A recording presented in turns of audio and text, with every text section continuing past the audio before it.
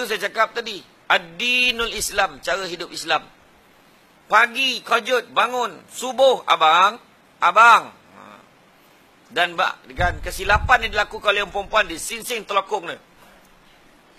Bangun bang, bangun. Bangun subuh sebab dia dah subuh. Dengan bangga seolah nak tunjuk aku dah subuh, kau belum. Macam tu lah lebih kurang. Lepas nyawa kau ya. Kejutlah suami itu, abang. Subuhlah, abang. Kalau macam tu lah cara kejut, sudah dua-dua tak subuh. Kan? Cara kejut subuh tu, kejut seolah-olah rumah terbakar. Bangun bang, api! Mana? Api neraka. Macam tu. Ini kejut bang, bangun bang. Abang tak dengar ke ceramah semalam bang? Abang tahu tak selimut abang ni dah jadi kulit babi. Abang, babi-babilah. Dia dah sadap tidur. Kan? Kejut. Saya selalu bawa cerita ni sebab nak ingatkan banyak kali. Pagi subuh, nak murah rezeki. Sebelum subuh, solat sunat 2 rakaat jangan tinggal.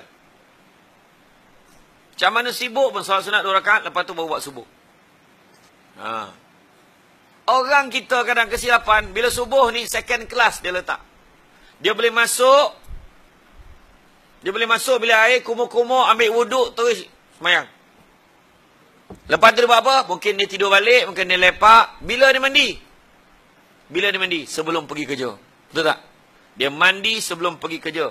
Masyarakat kita, kalau dah mandi tu, mana ada benda dia nak buat. Dia memulakan hari dia dengan mandi. Maknanya siapa yang subuh, tanpa dia mandi, dia tak pernah berniat pun nak jadikan subuh tu sebagai aktiviti pertama dalam hidup dia. Tu sebab kadang-kadang dia terlupa. Aku subuh. Oh, subuh ke tadi? Dia antara ingat dengan tak ingat. Tu sebab masuk bilik air, gosok gigi, mandi.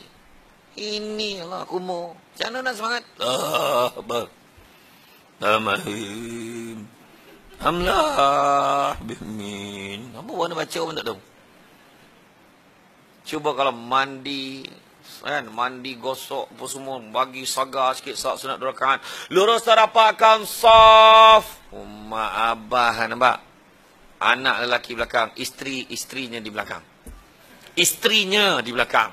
Terlepas. Janganlah marah. Alah, Allahu Akbar. Ada gema. Anak pun masih bila abah beli speaker ni? Ada gema. Bismillahirrahmanirrahim. Alhamdulillahi Rabbil Alamin. Isteri pendengar macam berbunga-bunga hatinya. Suamiku. Sampai ayat Bismillahirrahmanirrahim.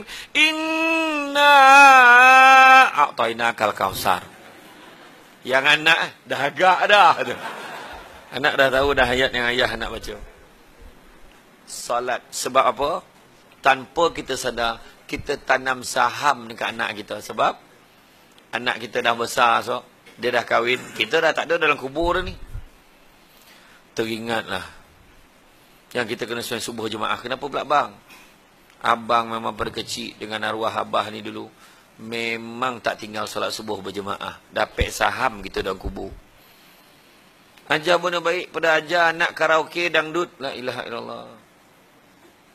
Bulan itu tak habiskan. Tu maknanya lagu tu tak komplit. Menyanyi. Lepas tu budak tu menangis-nangis. Lepas tu mengelinjang. Meloncek-loncek lah. Usik sana, usik sini. La ilaha illallah. Paning kepala. Saham apa kita nak bagi kat anak kita? Hantar anak pergi pesat tahfiz. Ya Allahu Akbar. Sajuk hati.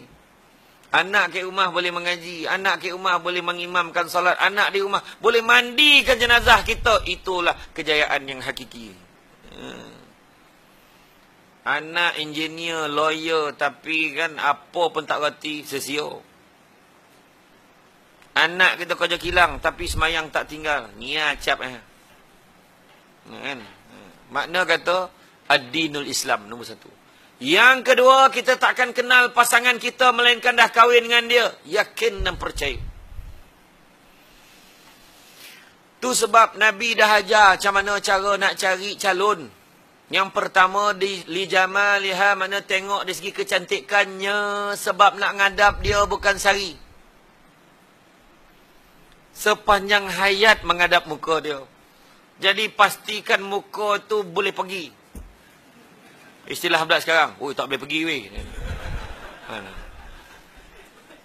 Tapi yang hebat tu sebab kehebatan kuasa Allah kepada kita. Dia bagi mata kita tengok yang lawa tu tak sama. Kebetulannya orang lain cakap ni lawa lawa. Saya tak cakap lawa. Tapi saya tak pasti pandangan dia terhadap saya. Oh, cakap. Macam tu lah ayat kan. Macam tu lah kan. Mudah-mudahan dia mendengar. Ayat dah. Tak adalah. Makna kadang betul tak? Kadang kita tengok isteri kita cantik. Orang lain tak nampak. Kenapa dia kahwin dengan tu? Kepada kita tu cantik dah. Hitam botol. Tapi kat kita cantik. Jangan lupa tau. Putih-putih kapur dapat RM1 hitam-hitam penganan tak dapat. Hitam-hitam dodol. Mana dapat? Mahal dodol kami. Walau hitam-hitam si tampuk manggis. Walaupun hitam. Apa ni? Dipandang manis. Ya, tak kisahlah. Biarlah hitam. Biarlah putih. Biarlah perang. Tutup lampu. Sama hitam. Selesai. Tak payah gaduh. Tapi kecantikan. Orang yang tak lawa, rasa diri dia tak lawa. Orang tu lawa. Faham apa saya cakap ni?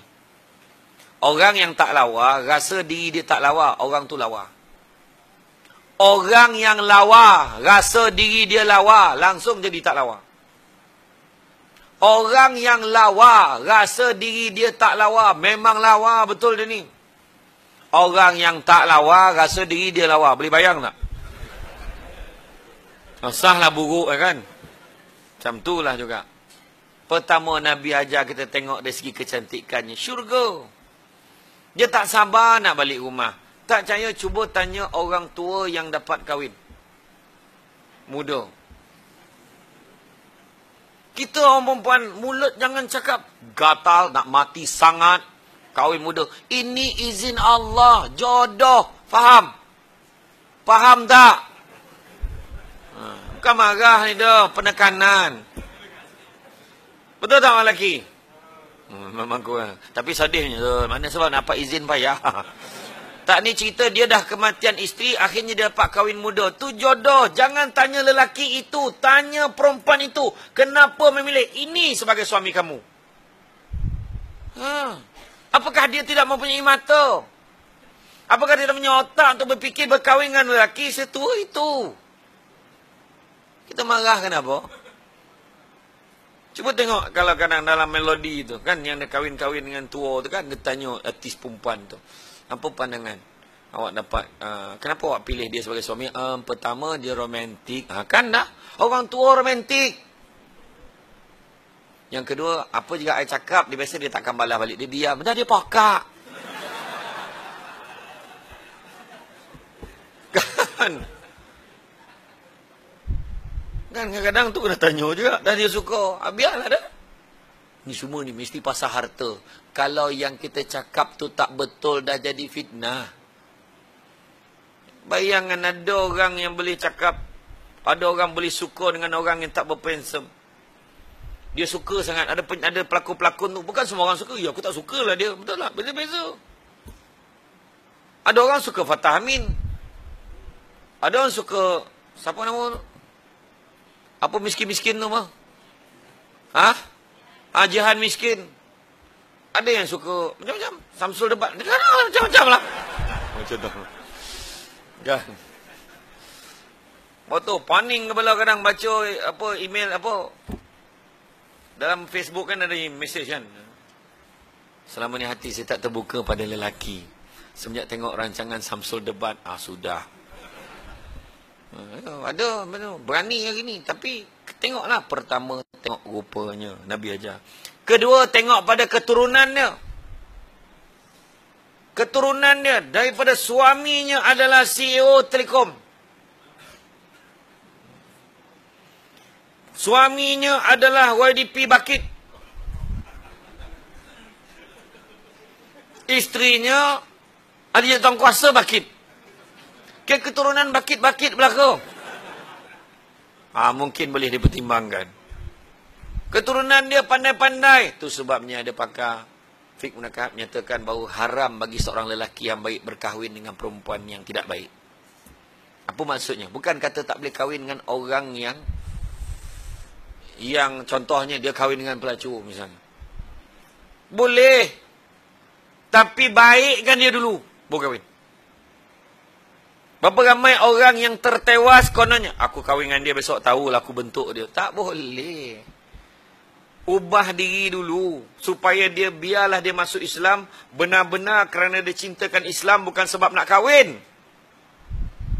Faham tu? Kahwin dengan mak saleh. Bawa masuk dalam agama Islam.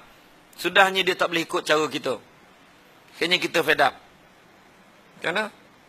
Ajar didik. Biar yang dia tak tahu dia tanya. Bawa pergi jumpa ustaz ni. Dia tanya ustaz ni. Macam mana ni ustaz? Kalau ni macam mana? Dia akan jawab. Tu yang kedua. Yang ketiga, dari segi hartanya. Berkahwin dengan bos TM. Kan? Sebab harta. Perempuan. Orang cakap sebab harta. Tak. Memang betul dia berharta. Tetapi bukan sebab nak kikis. Tetapi bila dah kahwin, dia ringanlah sikit. Harta dia, duit orang perempuan ada duit orang perempuan. Yang keempat, dari segi agamanya.